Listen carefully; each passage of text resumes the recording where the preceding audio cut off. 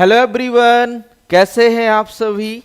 आशा करते हैं आप सभी बढ़िया होंगे और आपकी आगामी परीक्षाओं की तैयारी बहुत बढ़िया चल रही होगी। आज हम आपके लिए लेकर आए हैं यूपी एजीटीए, साथ में साथ IFFCO AGT, MP RAU, MP RHU, TGT and PGT और कृषि से संबंधित अन्य परीक्षाओं के लिए बाईलैंग्वेज क्लास। इस क्लास में आपको हिंदी व अंग्रेजी दोनों माध्यम में आपको सेशन मिलने वाला है। तो चलिए शुरू करते हैं सेशन को शुरू करने से पहले मैं आपको बता दूं कि हमारी एक एप्लीकेशन और वेबसाइट है जो कि विजन एग्री एकेडमी के नाम से है। एप्लीकेशन आपको प्ले स्टोर पर विजन एग्री एकेडमी के नाम से मिल जाएगी और साथ में साथ आप हमारी वेबसाइट है visionagriacademy.in, वहां पर जाकर अपने जो है फ्री डेली 20 क्विजेस आपके चलते हैं वो ज्वाइन कर सकते हैं। साथ ही साथ आप लोगों के लिए एक स्पेशल ऑफर चल रहा है होली का। एग्रीकल्चर वालों की होली थोड़ी स्पेशल करने के लिए आपको मिल रहा है 70% का डिस्काउंट होली के अवसर पर। होली 40 एक कूपन कोड लगाना है, एक केवल 16 मार्च तक आपको वैलिड रहेगा। ये आपका कूपन कोड है HOLI40। ठीक, एक कूपन का कोड लगाते ही आपको 70% तक का डिस्काउंट मिल जाएगा सभी कोर्सेज पर। जाना कहां पर है, नीचे वेबसाइट और एप्लीकेशन का लिंक मिल जाएगा, तो वहां से आप इसे परचेज कर सकते हैं। चलिए शुरू करते हैं आज के सेशन को बढ़िया से एमसीक्यू के साथ। और साथ में साथ जय माता दी इंद्रेश राज जी। और साथ ही साथ आपका जो ये लेक्चर होता है दोपहर 12 बजे, इसका जो पीडीएफ है आपको मिल जाएगा कहां पर, हमारे जो है टेलीग्राम चैनल जो कि आपका विजन एग्री एकेडमी के नाम से है, नीचे डिस्क्रिप्शन में लिंक मिल जाएगा। चलिए शुरू करते हैं। आज का पहला क्वेश्चन है, इन सिटू मृदा जल मापने के लिए सबसे उपयुक्त उपकरण कौन सा है। TDR, neutron probe, tensiometer, gypsum block. Which is the most suitable instrument for measuring in situ soil water. TDR, neutron probe या फिर कहें टेंसियोमीटर या जिप्सम ब्लॉक। तो भैया टीडीआर का मतलब होता है टाइम डोमेन रिफ्लेक्टोमीटरी।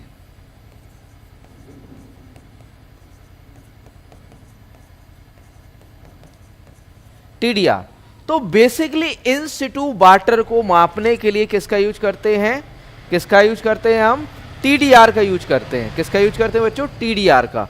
इन सिटू मृदा जल मापने के लिए या सॉइल वाटर को मापने के लिए टाइम डोमेन रिफ्लेक्ट्रीमेट्री का यूज किया जाता है।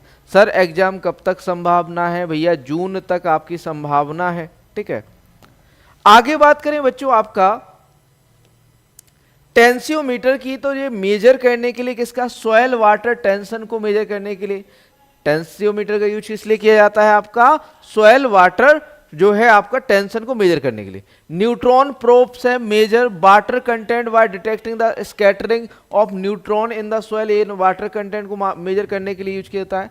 Gypsum block measure soil moisture by measuring the electrical resistance of a gypsum block. ठीक, जिप्सम ब्लॉक में इलेक्ट्रिक रेसिस्टेंस करके नॉर्मली मॉइस्चर, सॉइल मॉइस्चर को मेजर करता है। अगला क्वेश्चन, जोखिम कम करने के लिए देरी से वर्षा की स्थिति में कौन सी फसल उपयुक्त होती है। एजीटीए का एग्जाम आपका मैंने बता तो दिया जून में, है ना। जोखिम कम करने के लिए देरी से वर्षा की स्थिति में कौन सी फसल उपयुक्त रहेगी। सूरजमुखी, अरहर, धान, soybean. Which crop will be suitable in case of delayed rainfall in reduce the risk. Sunflower, arhar या पैडी या सोयाबीन। अब बच्चों यहां पर राइट आंसर, अब यहां पर देख एक चीज बताइए, बिल्टिंग पॉइंट या फिर कहें बिल्टिंग के लिए सूचक पौधा कौन सा है आपका, PWP परमानेंट बिल्टिंग पॉइंट कौन दर्शाता है भैया, तो आपका दर्शाता है आपका क्या, सनफ्लावर, सूरजमुखी। और यदि वर्षा में देरी हो तो आप सूरजमुखी को बो सकते हैं रिस्क को कम करने के लिए। सनफ्लावर राइट आंसर हो जाता है, ऑप्शन ए सनफ्लावर। ठीक, सनफ्लावर राइट आंसर हो जाता है, ऑप्शन ए। बी नहीं होगा, ठीक है, सूरजमुखी। अगला क्वेश्चन देखिए, गेहूं की कौन सी स्पेसीज सीमित सिंचाई में उगाई जा सकती है? Triticum aestivum, Triticum durum, Triticum vulgare और Triticum dicoccum. Which species of wheat can be grown under limited irrigation? Triticum aestivum, Triticum durum, Triticum vulgare या टिटिकम डाइकोकम। बताइए जल्दी से आंसर क्या होगा, ए बी सी या फिर डी? क्या होगा सही उत्तर यहां पर? तो भैया टिटिकम ड्यूरम, जो आपका ड्यूरम व्हीट होता है, ड्यूरम गेहूं होता है, इसे जो है लिमिटेड या फिर कहें कम सिंचाई में भी उगाया जा सकता है। किसे? ड्यूरम व्हीट को, ड्यूरम जो है गेहूं को, टिटिकम ड्यूरम को लिमिटेड इरिगेशन होने पर भी उगाया जा सकता है। ठीक है, इतना क्लियर है? अब भैया देखिए एक चीज बता दीजिए कि सबसे कम, अब जैसे लिमिटेड हमने कहा, लिमिटेड वाटर में ड्यूरम उगाया जाता है, तो सबसे कम पानी की आवश्यकता गेहूं की किस किस्म को होती है? तो C306। C306 को कम पानी की आवश्यकता होती है ना, एक या दो सिंचाई में ये काम चल जाता है ना। तो वर्षा आधारित जो आपकी C306 सुजाता, मुक्ता, एक ऐसी है वर्षा आधारित के लिए उपयुक्त होती है। ठीक, आगे चलिए अगले क्वेश्चन की ओर। क्वेश्चन नंबर 4 है भैया, यहां पर ऑप्शन बी राइट आंसर हो जाता है। अगला क्वेश्चन, गेहूं में के सुरक्षित भंडारण के लिए दानों में नमी की मात्रा कितनी हो? 2 से 5, 5 से 10, 10 से 12 या 14 से 16। For safe storage of wheat the moisture content in the grain should be 2 to 5%, 5 to 10, 10 to 12 या 14 to 16। बताइए राइट आंसर क्या होगा, ए बी सी या फिर डी? तो बच्चों यहाँ राइट आंसर की बात करें तो आपका 10 से 12% है ना। स्टोरेज के लिए कितना चाहिए गेहूं में? सेफ स्टोरेज के लिए 10 से 12%। ऑप्शन सी राइट आंसर हो जाता है ना, ऑप्शन सी राइट आंसर हो जाता है। जैसे आप देखिए यहाँ पर फसल है, उनका जो है हार्वेस्टिंग के समय, कटाई के समय नमी, और साथ में साथ आपके भंडारण के समय नमी दी गई है। जैसे आपने कहा धान है तो हार्वेस्टिंग के समय इसमें 23% नमी होना चाहिए, और भंडारण के समय कितनी? 14% नमी होना चाहिए। आपने कहा गेहूं, गेहूं में आपका हार्वेस्टिंग के समय 25 से 30 और 12% आपका भंडारण 10 से 12 है ना। ज्वार की बात करें तो 21 से 24 आपका कटाई के समय, और आपका भंडारण के समय कितना? 12% क्या होना चाहिए? मॉइस्चर, नमी होनी चाहिए। ग्राउंडनट मूंगफली की बात करें तो 30 से 40% आपका कटाई के समय, और आपका 8% से कम आपका स्टोरेज के समय। ठीक है, सोयाबीन की बात करें तो 16 से 17% आपका कटाई के समय, और 13 से 14% नमी होनी चाहिए। कब? आपका स्टोरेज के समय या भंडारण के समय। ठीक, आगे बात करें मेज मक्का की बात करें तो 20 से 25% आपका कटाई के समय, 12% भंडारण के लिए। जौ की बात करें 18 से 20 कटाई के समय, 12% भंडारण के लिए। पर्ल मिलेट की बात करें 20% आपका कटाई के समय, 10 से 12 आपका भंडारण के लिए। दालों के लिए 10 से 12% क्या चाहिए होता है? मॉइस्चर चाहिए होता है। और तिलहन फसलों के लिए 8 से कम भंडारण के लिए, और आपका जो है 18 से 20% किसके लिए? आपका हार्वेस्टिंग के समय क्या होना चाहिए? मॉइस्चर होना चाहिए। अगला question, agri silvi pasture system के अवयव हैं फसल वृक्ष, फसल पशु, फसल वृक्ष, चारागाह पशु, इनमें से कोई नहीं। What are the component of agri-silvi pastoral system?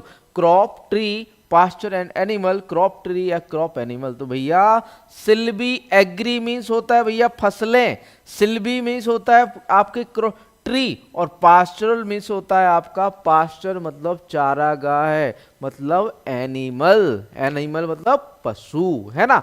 तो यहां पर option C agrisilvipastoral system का अवयव कौन सा है? Crop, tree, pasture plus animal. आपने कहा ट्री, फसलों के साथ आप ट्री उगा रहे हो तो एग्री सिल्वी है ना। अगर कि आप क्या कर रहे हो, फसलों के साथ आप एनिमल पालन कर रहे हो तो एग्री आपका पास्चरल कहलाएगा। ठीक, एग्री हॉर्टी पास्चरल होता है, हॉर्टिकल्चर अगर इंक्लूड है तो। ठीक है, यहां पर ऑप्शन सी राइट आंसर हो जाता है। अगला question, international institute of tropical agriculture कहां पर स्थित है? Nigeria, Japan, Syria, Bharat. Where is the international institute of tropical agriculture located? Nigeria, Japan, Syria या इंडिया। इसे शॉर्ट में इकार्डा भी कहा जाता है।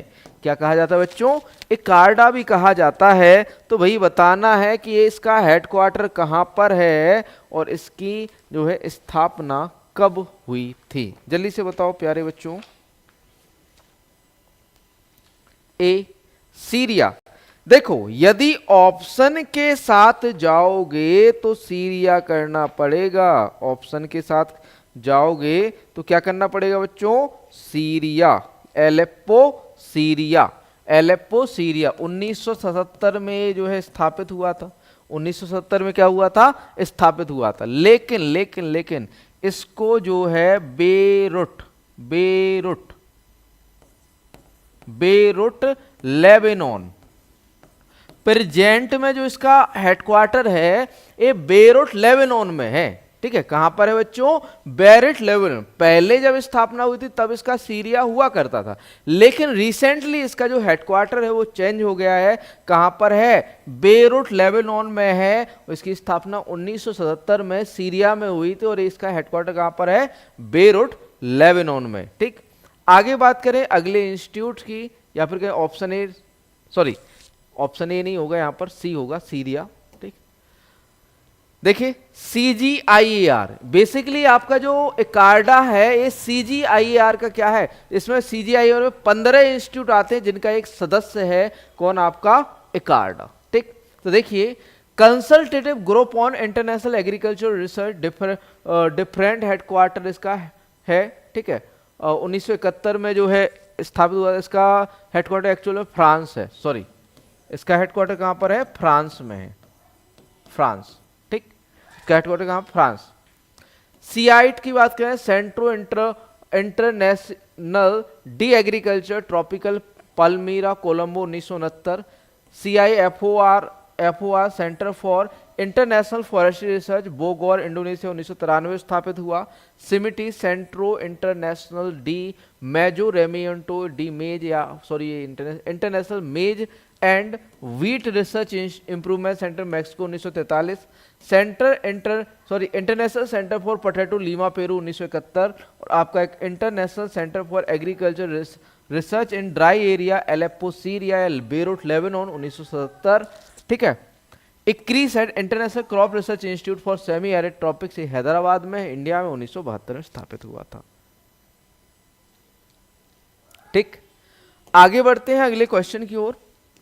क्वेश्चन नंबर 7 है, निम्नलिखित पौधों में से किन पौधों की जल उपयोग दक्षता जो वाटर यूज एफिशिएंसी सर्वाधिक होती है, C3 C4 कैम इनमें से कोई नहीं। Which of the following plant has the highest water use efficiency, C3 C4 CAM या नन ऑफ दी। तो भैया सबसे ज्यादा तो किसकी होती है, कैम की होती है। कैम से कम किसकी होती है, कैम से कम C4 पौधे की। C4 से कम किसकी होती है, C3 की होती है। एक क्रम याद रख लेना कि सबसे ज्यादा वाटर यूज एफिशिएंसी या फिर जल उपयोग दक्षता किसकी होती है, आपकी कैम प्लांट की। सेकंड आपका जो है C4, फिर आपका C3 का होता है। ठीक, आगे चलते हैं अगले क्वेश्चन की ओर।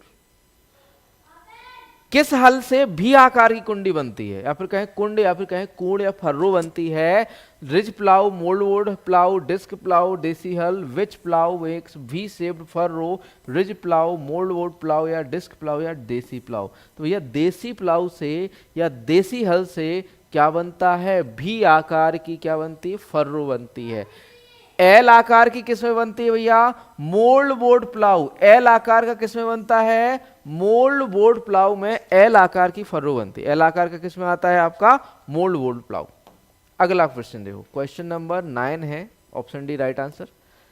आलू में स्तंभ कैंकर एवं काला पांडीदार सल्का व्रत का कारक है। 2 कवक, 1 कवक एवं एक जीवाणु, मतलब ये कहें दोनों कवक से होते हैं, एक कवक या एक कवक और एक विषाणु। Stem canker and black scab in potato are caused by 2 fungi, a fungus and bacterium, a fungus and virus.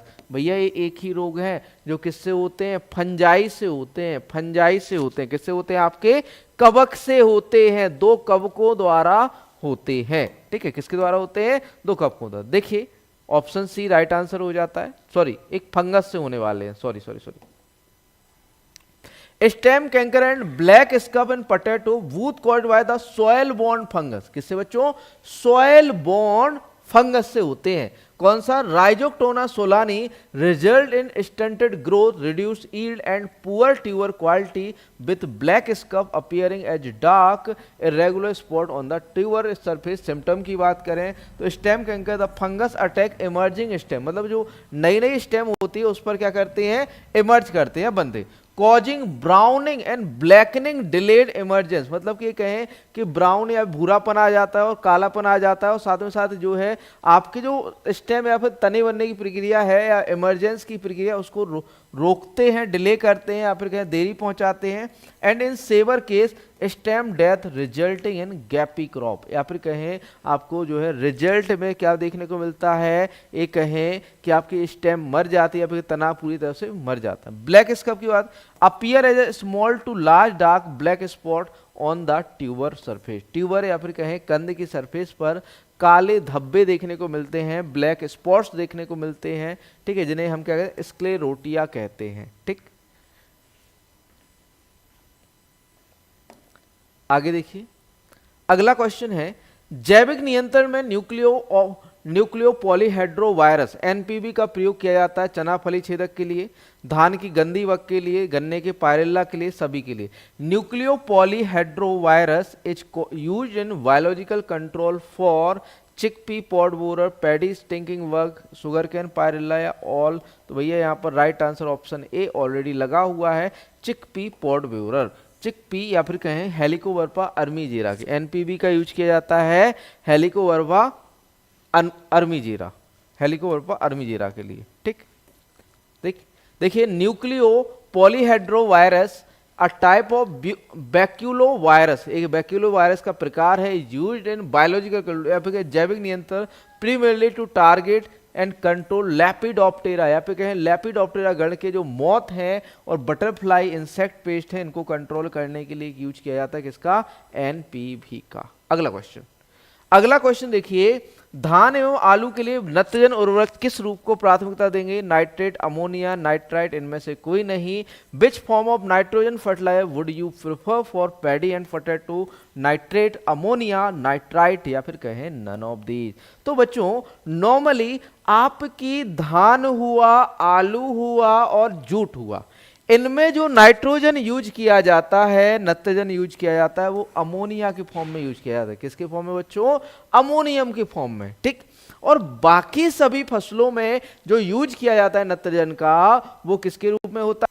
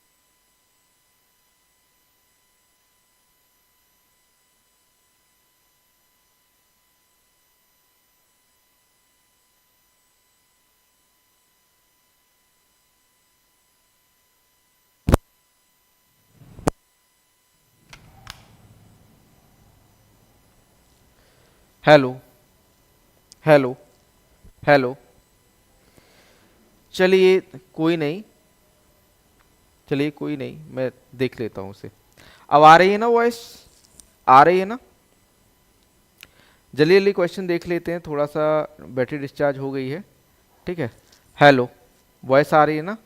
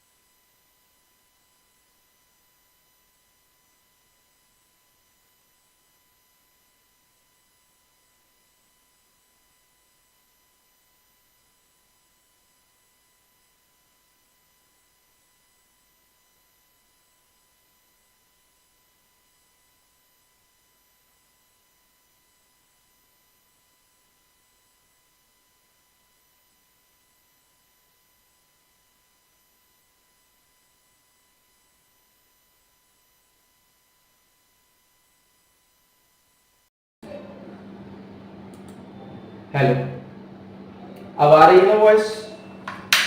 अब ठीक ठाक वॉइस आएगी, क्योंकि एक्चुअली मैंने डायरेक्ट मोबाइल का कर दिया कनेक्ट, इसको मोबाइल से कनेक्ट कर दिया आज की क्लास के लिए, क्योंकि बैटरी चली गई है उसकी, है ना, बैटरी जो है डिस्चार्ज हो गई है माइक की। The seed treatment for control loose smut किसका यूज करेंगे हम इसके लिए? आपका यूज करेंगे किसका? बीटावैक्स का। आपका लूज स्मट कंट्रोल करने के लिए गेहूं में किसका यूज करेंगे हम? बीटावैक्स का यूज करेंगे, बीटावैक्स का यूज करेंगे। अगला क्वेश्चन देखिए भैया, केंद्रीय पौध संरक्षण प्रशिक्षण संस्थान स्थित है Ahmedabad, Hyderabad, Coimbatore, Mysore. Central plant protection training institute located in Ahmedabad, Hyderabad या कोयम्बटूर या मैसूर। तो भैया ये कहां पर है आपका? हैदराबाद के अंदर। कहां पर है बच्चों? हैदराबाद। केंद्रीय पौध संरक्षण प्रशिक्षण संस्थान कहां पर है? हैदराबाद में। ठीक, अगला क्वेश्चन है बच्चों, क्वेश्चन नंबर 17 है, प्रजनक बीज की संतति कहलाती नाभिकीय बीज, प्रमाणित बीज, आधार बीज, पंजीकृत बीज की। The progeny of breeder seed is called nuclear seed, certified seed, foundation and registered. तो भैया किसकी प्रमाण प्रजनक बीज की संतति कौन होगी भैया? फाउंडेशन। कौन सी होगी? फाउंडेशन। आधार बीज जो है किसकी संतति होती है? प्रजनक बीज की, है ना, प्रजनक बीज का। हाँ जी, मिल जाएगा पीडीएफ में आपका प्रैक्टिस टीजीटी के लिए।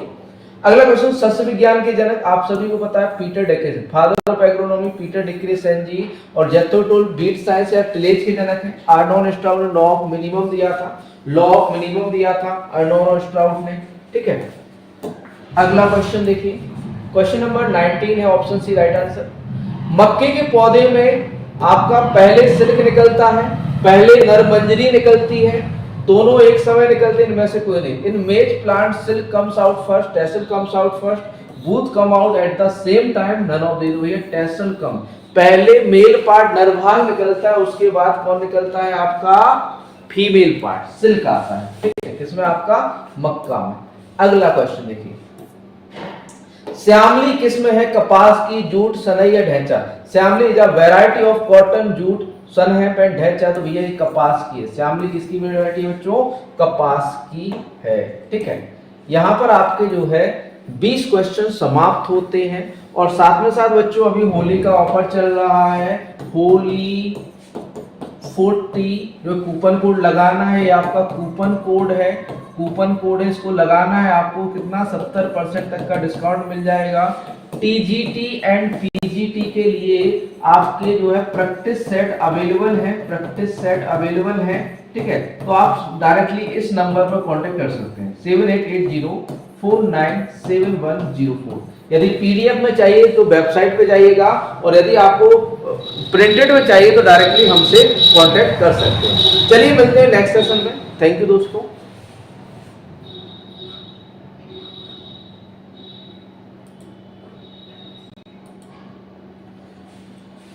और इसकी बैटरी खत्म।